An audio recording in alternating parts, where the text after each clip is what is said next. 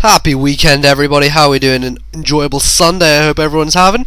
I'm bringing you today a game against the man behind the song, Shika. Mebuki Shika, Mebuki Shika, da-na-na-na-na-na-derp. So we got a game against Shika. This is the first time I've ever played Shika, which is what the fuck moment boom. And it's a pretty fun game, using some cool sets, as you can see. And it turns out to be really, really interesting. So let's jump straight into this and see if we cannot lay down some Bukishika, Bukishika, dun dun dun dun dun dun dun dun Bukishika, Bukishika, okay, enough of that. So he's gonna lead off with a Dragonite, and I have my Aggron lead with the Kustap and stuff, and he's gonna superpower me. And that's fucking awesome, because this is what happens when this Aggron gets to be good. He lives on Sturdy, goes for the Metal Burst, and here it comes. Wait for it. He's Life Orb, so multi-scale doesn't matter, but multi-scale wouldn't have mattered anyway, because multi-scale doesn't get affected by Metal Burst. I don't think, anyway, I'm not quite sure on that point, but he dies to the Metal Burst. So that's one poke out the way. Now, I do have the Kustap Berry still on me, meaning that when he goes into something else, I can use Endeavour on it and pull off taking it down the health. But he goes out to his Machamp thinking that he had Bullet Punch, and then he goes back out realizing, wait a second, I don't actually have Bullet Punch, which was kind of annoying for him.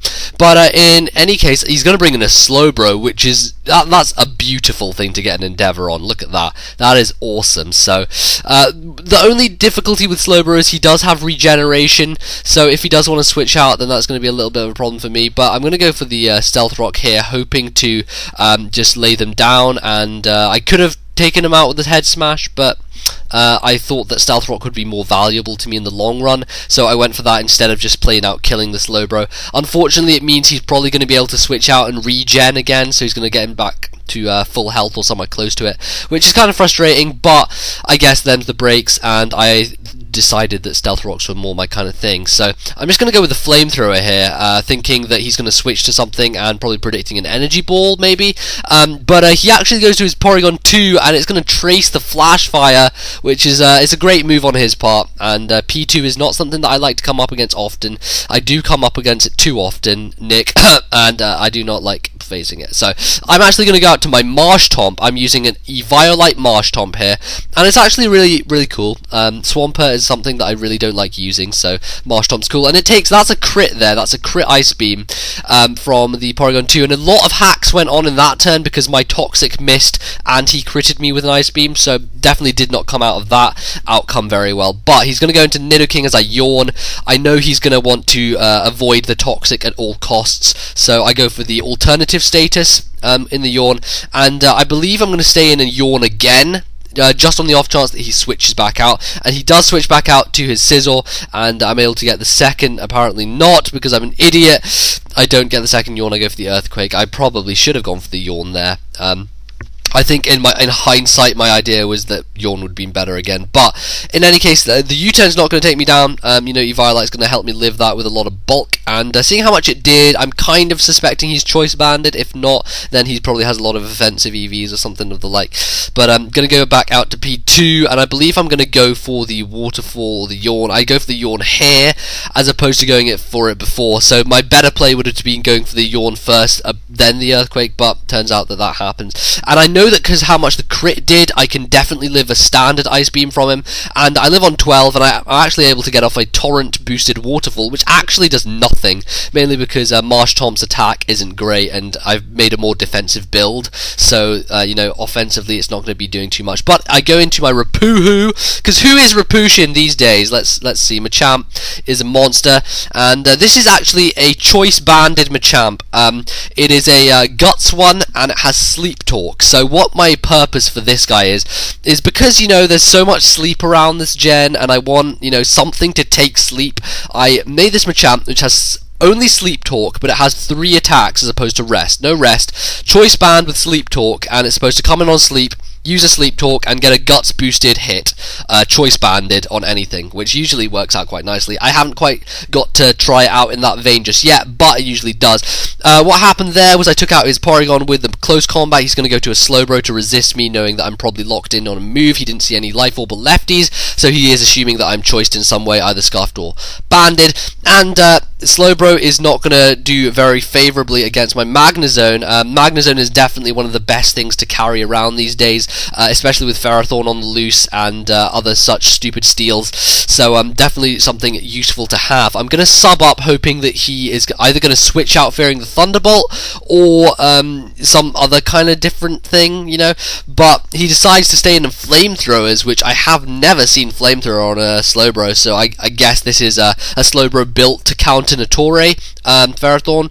I guess that's his reason for carrying the Flamethrower, would make sense, but he's actually going to stay in for the Thunderbolt here, and as you can see, he doesn't live it, so I was kind of afraid that he may be able to, but then again, Slowbro special defense isn't anything to write home about, so I guess a Stab Thunderbolt is going to do the job for me. So he's now going to go into Nidoking, and he told me that, you know, he kind of really should have switched out to Nidoking on that predicted Thunderbolt, but I guess he thought I would sub again and didn't want to risk that, so he stayed in, and, you know, them's the breaks. So I do have Marshtomp left in the wings as death fodder. He doesn't have rocks up, so I'm just going to go into it and see if he goes for what move. He goes to Earth Power, and knowing Shika, I'm pretty sure he's going to be running a Choice Scarf set as opposed to a Life Orb, because he's generally, you know, Shika, and that's what he does, as opposed to, you know, the standard sort of Life Orb. I'm thinking he's going Choice Scarf, because, you know, Choice Scarf's kind of picking up momentum these days and all that good stuff. So I'm going to go for the Amoonguss, and Amoonguss is really, really awesome. Definitely one hell of a poke to take down. Really bulky, one of the best special walls to come out of 5th gen, and I definitely enjoy using it. Spore is such a huge addition to its move pool.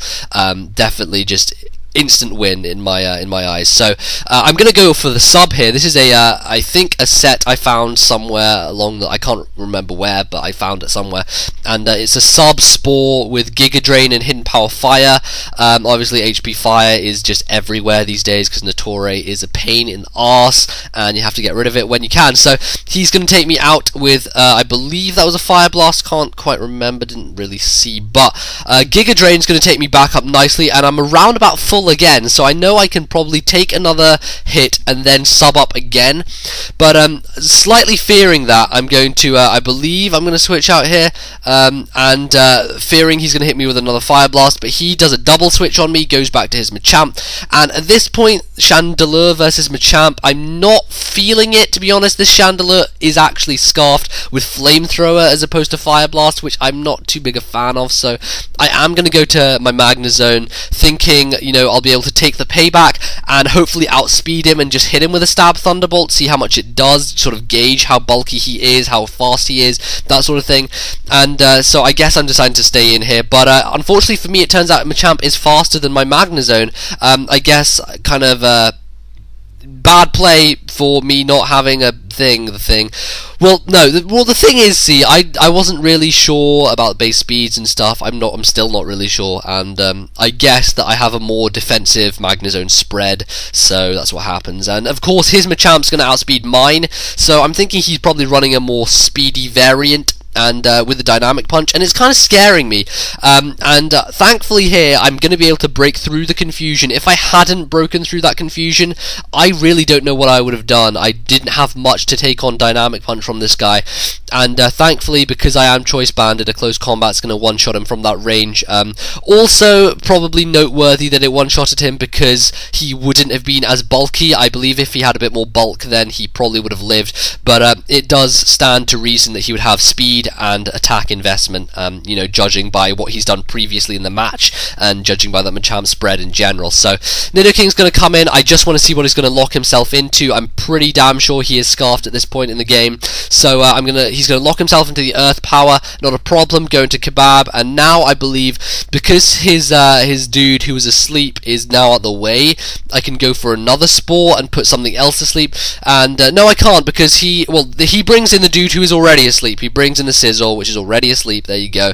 And I'm just going to go for the Giga Drain to take the Nidoking down as much as I can, and at this point I know that he has at least one turn of sleep because of the change sleep mechanics this generation. I'm going to get a free sub up, and I'm going to fire off a hidden power, hidden fire off a hidden, well look at that, that's a pun and a half, isn't it? Hidden power fire, I'm going to fire it right off in his face. He does wake up, gets the bullet punch, which is going to take out the sub, but he is not going to be able to stand up to the hidden power fire, it's going to take him out. At this point, Nidoking, I believe, is his last, and due to the fact that he's scarfed, he's going to have to make a decision as to whether he wants to go with a stab move and earth power, and which is going to do nothing to Among Us and is not going to take it out, go for the fire blast and potentially take me out, but then get locked into that and not be able to hit the rest of my guys, or go for some other type of move like Ice Beam, which could potentially hit a couple of guys. And he does go for the Ice Beam, thinking maybe it will kill the Among Us, followed up by taking out one of my other guys, and then, you know, doing the whole other thing, whatever I'm talking about.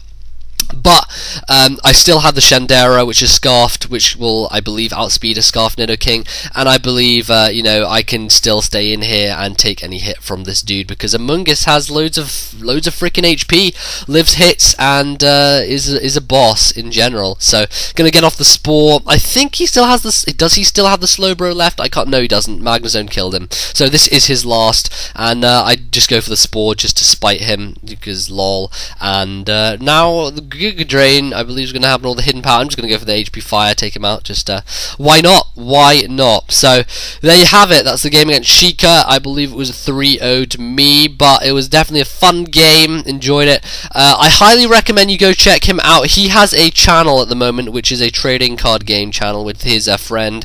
It's called Fried Chicken and Rice. I'll leave the description link in the description. The link in the description.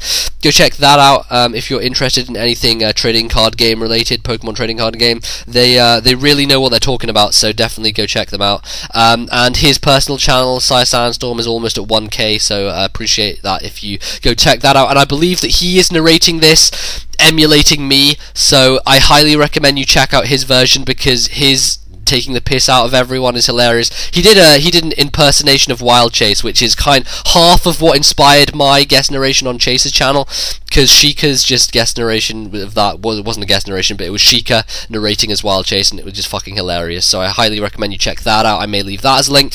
Otherwise, go check out the Facebook page and the Twitter.